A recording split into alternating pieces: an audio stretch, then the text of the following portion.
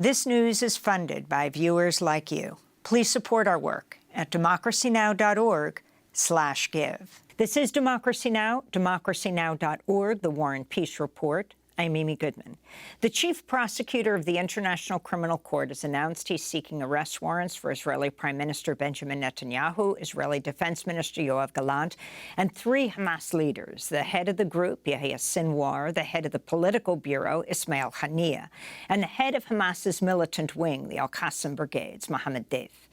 ICC Chief Prosecutor Karim Khan discussed the case as an interview today on CNN with Christiane Amanpour. He began by talking about the charges against Hamas.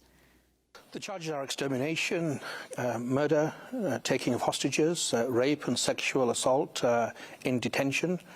So these are the key crimes that are alleged to have been committed by these 3 individuals.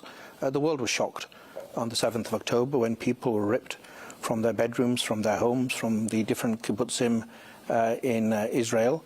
And people have suffered enormously, and we have a variety of evidence to support the applications that we've submitted to the judges. You have also issued warrants against the top political and military leadership of the government of the State of Israel. We've applied for warrants. Of course, the judges must determine whether or not to issue them, but we've applied today. We'll apply for warrants for Prime Minister Netanyahu and also Minister of Defense Gallant for the crimes of causing extermination, causing starvation as a method of war, including the denial of humanitarian relief supplies, deliberately targeting civilians in conflict. That was the International Criminal Court's chief prosecutor, Karim Khan, on CNN this morning. Netanyahu responded to the possible ICC arrest warrants.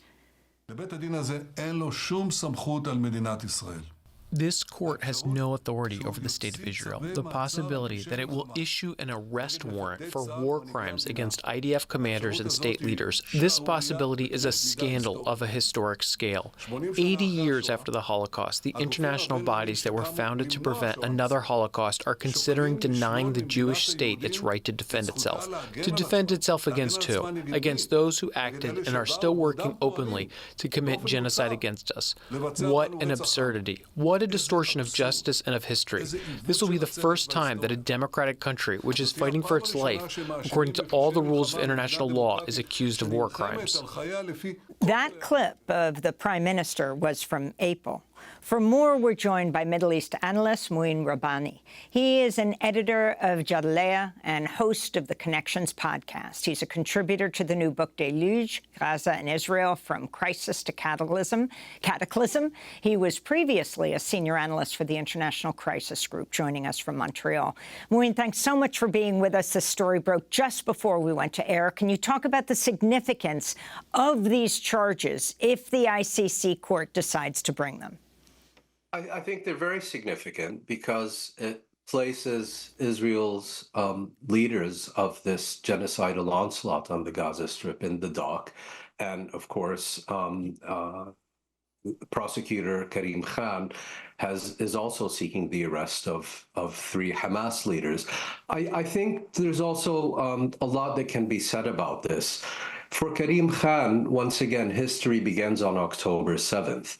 Even though his investigation has, by his own account, been ongoing for a number of years and is supposed to take into account all crimes committed since 2014, he has yet to address any crimes between 2014 and 2023, notably the crime of apartheid, the crime of illegal settlements in occupied territories, Israel's, and for that matter, Hamas's conduct in the 2014 war and in 2021.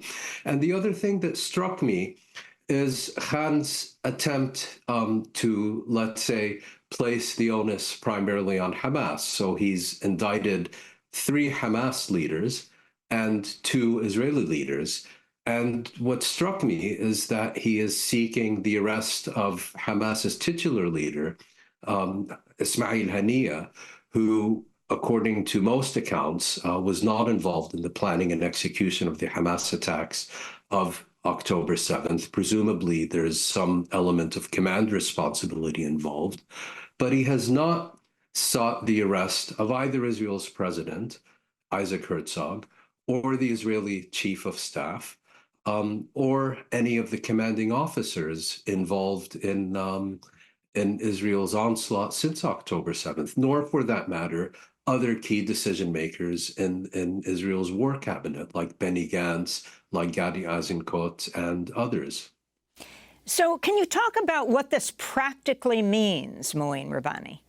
Well, I think it will have more impact on, assuming, again, that the arrest warrants are indeed issued. It will have more effect on Israel, I think, than on Hamas. I mean, when is the last time you saw Hamas leaders going on a shopping trip in Paris or London? It's Israeli leaders who will need to travel to Europe and elsewhere where they would face the prospect of arrest. And I think this also puts other countries in the dock.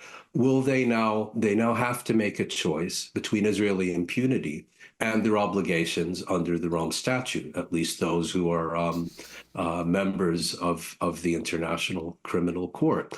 And again, I think in broader political terms, this is of massive significance, despite all the shortcomings that I've just been discussing.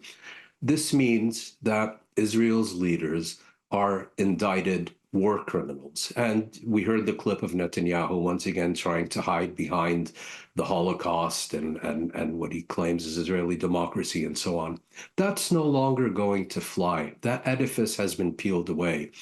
Israel will now be seen and judged on the basis of its actions in real time, rather than on history in Europe. What does this mean for the United States, for the U.S. main ally, Israel, its ally indicted on war crimes? Well, I think that's another key issue. The U.S., of course, rejects the International Criminal Court and rejects its jurisdiction over this issue. But I think there's another key point here, which is all the threats that are being made by the United States, particularly most recently by a group of Republican senators, threatening all kinds of reprisals and retaliations against the International Criminal Court if it were to proceed with this measure. And this is a crime in and of itself. So it will be very interesting to see if the U.S. follows through on those threats, and if it does, how the prosecutor of the International Criminal Court will react.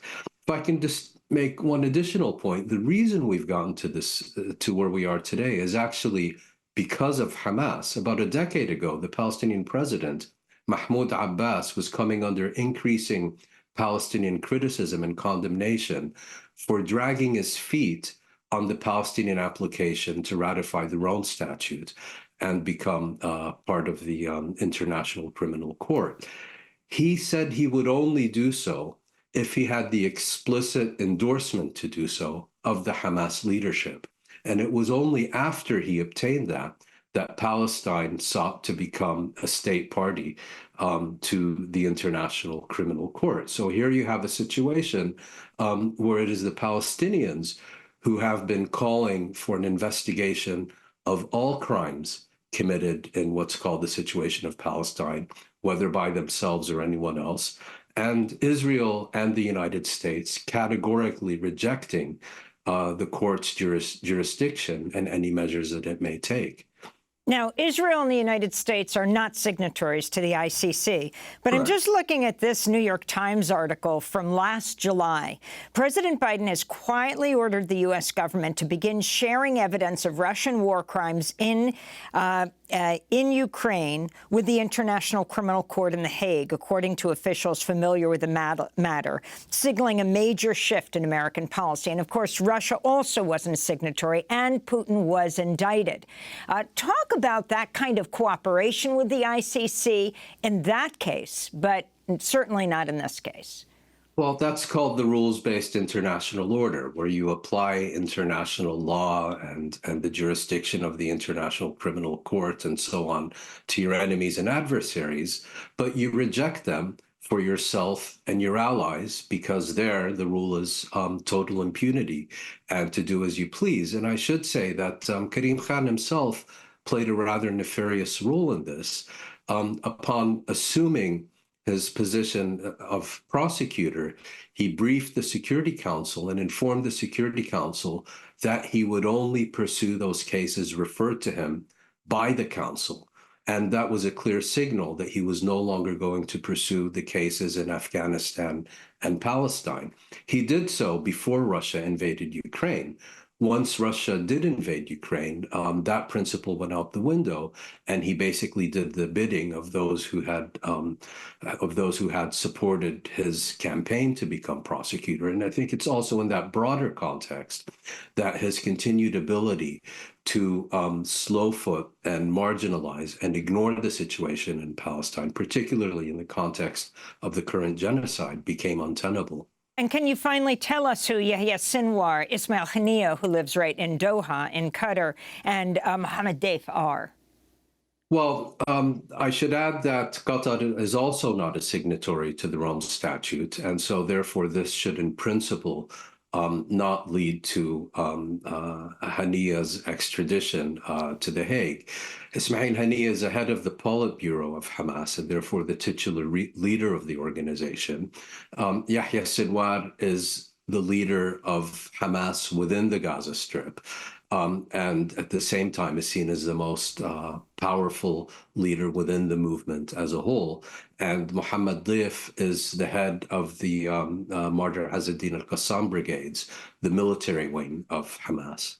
And Sinwar and Deif specifically are also seen as the main architects of the October 7th attacks in southern Israel and Hamas's military strategy in the months since.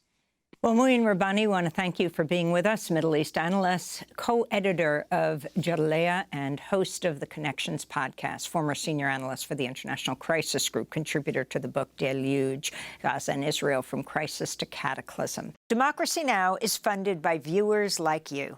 Please give today at democracynow.org/give.